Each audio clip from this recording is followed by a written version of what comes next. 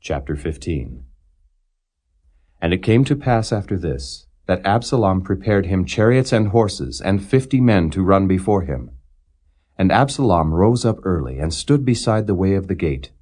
And it was so, that when any man that had a controversy came to the king for judgment, then Absalom called unto him, and said, Of what city art thou? And he said, Thy servant is of one of the tribes of Israel. And Absalom said unto him, See, thy matters are good and right, but there is no man deputed of the king to hear thee. Absalom said moreover, O that I were made judge in the land, that every man which hath any suit or cause might come unto me, and I would do him justice. And it was so, that when any man came nigh to him to do him obeisance, he put forth his hand and took him and kissed him. And on this manner did Absalom to all Israel that came to the king for judgment.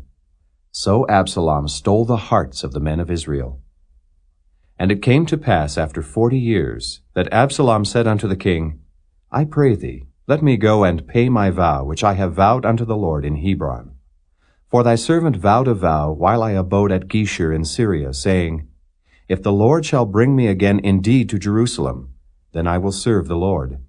And the king said unto him, Go in peace. So he arose and went to Hebron. But Absalom sent spies throughout all the tribes of Israel, saying, As soon as ye hear the sound of the trumpet, then ye shall say, Absalom reigneth in Hebron. And with Absalom went 200 men out of Jerusalem that were called. And they went in their simplicity, and they knew not anything.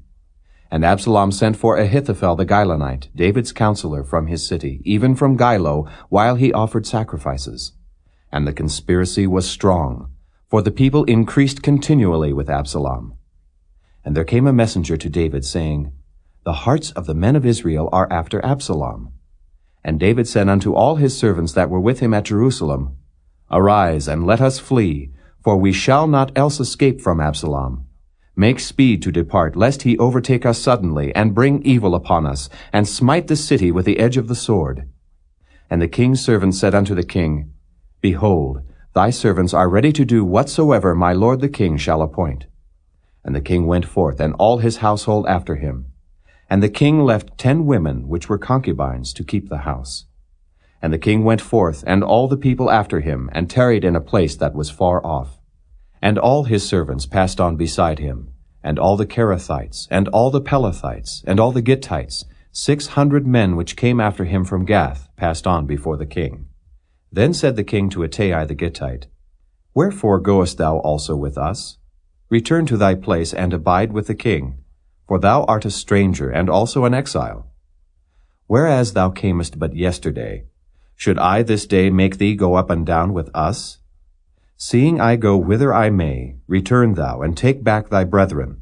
Mercy and truth be with thee.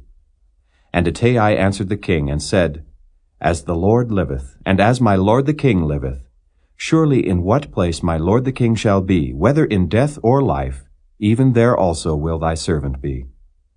And David said to Ittai, Go and pass over.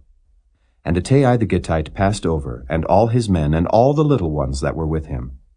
And all the country wept with a loud voice, and all the people passed over. The king also himself passed over the brook Kidron, and all the people passed over toward the way of the wilderness. And lo, Zadok also, and all the Levites were with him, bearing the ark of the covenant of God. And they set down the ark of God, and Abiathar went up, until all the people had done passing out of the city.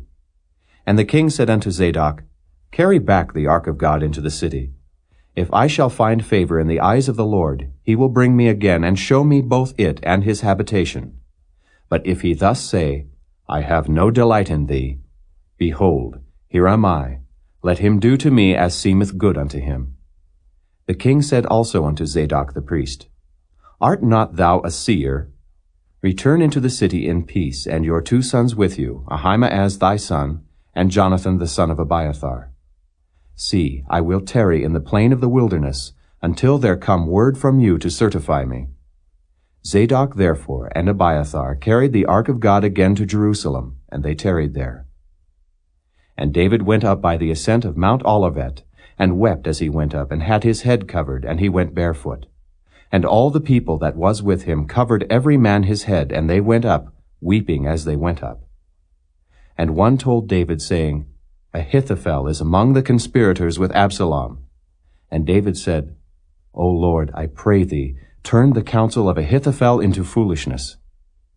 And it came to pass that when David was come to the top of the mount, where he worshipped God, behold, Hushai the Archite came to meet him with his coat rent and earth upon his head. Unto whom David said, If thou passest on with me, then thou shalt be a burden unto me. But if thou return to the city, and say unto Absalom, I will be thy servant, O king, as I have been thy father's servant hitherto, so will I now also be thy servant. Then mayest thou for me defeat the counsel of Ahithophel. And hast thou not there with thee Zadok and Abiathar the priests? Therefore it shall be, that what thing soever thou shalt hear out of the king's house, thou shalt tell it to Zadok and Abiathar the priests. Behold, they have there with them their 2 sons, Ahimaaz Zadok's son, and Jonathan Abiathar's son. And by them ye shall send unto me every thing that ye can hear. So Hushai, David's friend, came into the city, and Absalom came into Jerusalem.